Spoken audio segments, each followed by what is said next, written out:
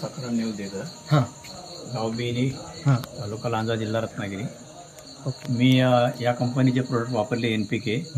ते वापरण्यापूर्वी वापरताना पहिला मोठा फायदा होतो तो मनुष्यबळ आपल्याला कमी ह्याच्यात काम करता येतं. म्हणजे चरी बिरी मारून जे आपण जे हे प्रोडक्ट वापरणार ते खतं ते इतर खतं रासायनिक खतं वापरतो ते त्याच्यापेक्षा हे साध्या पद्धतीत आपल्याला वापरता येतं. बरोबर. आता हे वापरण्यापूर्वी थोडंसं हे केलं होतं की ते बागेत असलेलं गवत त्या काजूच्या बुंदाच्या भोवतीने पसरून ठेवलं होतं आणि ते पसरून ठेवलेलं गवत म्हणजे उन्हाळी काढलेलं गवत पाऊस पडल्यानंतर त्या गवतावर ते कुजण्याची क्रिया झाली त्या गवताची आणि त्याच्यानंतर हे औषधाचा वापर केला. त्याच्यामुळं त्या पिकाची ग्रोथ चांगली झाली आणि उत्पन्नही चांगलं आलं मला त्यावेळी.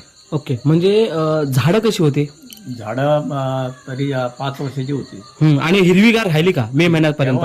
हिरवीगार राहिली. हिरवीगार. आणि उत्पन्नामध्ये काय जाणवलं थोडंसं? उत्पन्नामध्ये कशी नवीन झाड असल्यामुळे तसं म्हणावं तसं उत्पन्नाचं नाही, पण आता ह्या सीझनला आपल्याला उत्पन्न समजेल. पण ते झाड चांगलं झालं किंवा इतर सगळं चांगलं वाटलं तुम्हाला? अजून त्या झाडाची ग्रोथ चांगली आहे त्याची, म्हणजे टवटवीत आहे झाड. ओके, चांगल्या पद्धतीने.